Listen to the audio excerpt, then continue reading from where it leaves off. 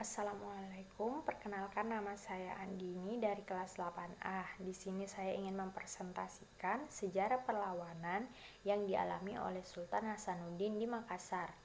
Sultan Hasanuddin lahir di Goa, Sulawesi Selatan 12 Januari 1631, meninggal di Goa, Sulawesi Selatan 12 Juni 1670 pada umur 39 tahun. Sultan Hasanuddin adalah Sultan Goa ke-16 dan pahlawan nasional Indonesia yang terlahir dengan nama Muhammad Bakir I Malombasi Daeng Matawang Karaeng Bonto Mangape sebagai nama pemberian dari Kadi Islam Kesultanan Goa, yakni Syekh Said Jalaluddin bin Ahmad Bafaki Al-Aidid, seorang mursyid Tarekat Baharun Nur Ba'alwi, Sulawesi Selatan yang juga adalah gurunya, termasuk guru tarekat dari Syekh Yusuf Al-Makassari. Setelah menaiki tata ia digelar Sultan Hasanuddin. Setelah meninggal ia digelar Tumenanga Ribala Pangkana.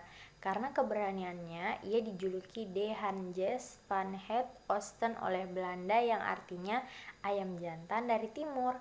Ia dimakamkan di Katangka, Kabupaten Goa. Ia diangkat sebagai pahlawan nasional dengan surat keputusan Presiden nomor 087 atau TK atau 1973 tanggal 6 November 1973. Sultan Hasanuddin memerintah kerajaan Goa mulai tahun 1653 sampai 1669. Kesultanan Goa adalah merupakan kesultanan besar di wilayah timur Indonesia yang menguasai jalur perdagangan. Jiwa kepemimpinannya sudah menonjol sejak kecil.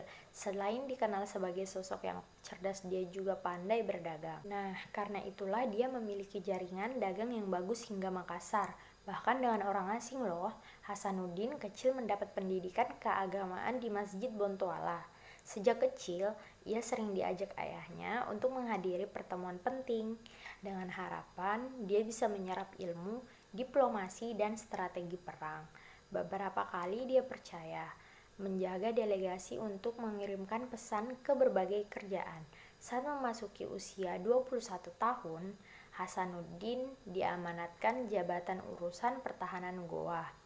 Ada dua versi sejarah yang menjelaskan kapan dia diangkat menjadi raja, yaitu saat berusia 24 tahun pada 1655 atau saat dia berusia 22 tahun pada 1653. Terlepas dari perbedaan tahun, Sultan Malikus Said telah berwasiat supaya kerajaannya diteruskan oleh Hasanuddin. Selain dari ayahnya, dia memperoleh bimbingan mengenai pemerintahan melalui Mangkubumi Kesultanan Goa, Karaeng Pantingaloang. Sultan Hasanuddin merupakan guru dari Arung Palaka, salah satu Sultan Bone yang kelak akan berkongsi dengan Belanda untuk menjatuhkan Kesultanan Goa. Pada pertengahan abad ke-17, Kompeni Belanda atau VOC berusaha memonopoli perdagangan rempah-rempah di Maluku setelah berhasil mengadakan perhitungan dengan orang-orang Spanyol dan Portugis. Kompeni Belanda memaksa orang-orang negeri menjual dengan harga yang ditetapkan oleh mereka. Selain itu, kompeni menyuruh tebang pohon pala dan cengkih di beberapa tempat supaya rempah-rempah jangan terlalu banyak. Maka Sultan Hasanuddin menolak keras kehendak itu, sebab yang demikian adalah bertentangan dengan kehendak Allah. Katanya, untuk itu Sultan Hasanuddin pernah mengucapkan kepada kompeni, marilah berniaga bersama-sama mengadu untuk dengan serba kegiatan. Tetapi kompeni tidak mau, sebab dia telah melihat besarnya keuntungan di negeri ini. Sedangkan Sultan Hasanuddin memandang bahwa cara yang demikian itu adalah kezoliman.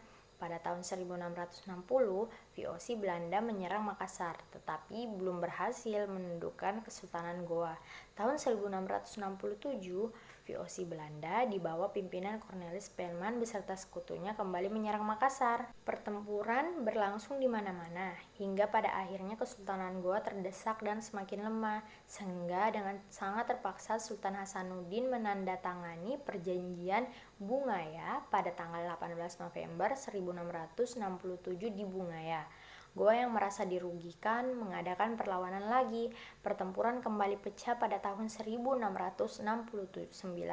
Kompeni berhasil menguasai benteng terkuat Goa, yaitu Benteng Sombaupu, pada tanggal 24 Juni 1669. Sultan Hasanuddin wafat pada tanggal 12 Juni 1670. Namanya kini diabadikan untuk Universitas Hasanuddin, Kodam XIV atau Hasanuddin, dan Bandar Udara Internasional Sultan Hasanuddin di Makassar. Sekian presentasi saya, mohon maaf jika banyak kesalahan. Terima kasih. Wassalamualaikum warahmatullahi wabarakatuh.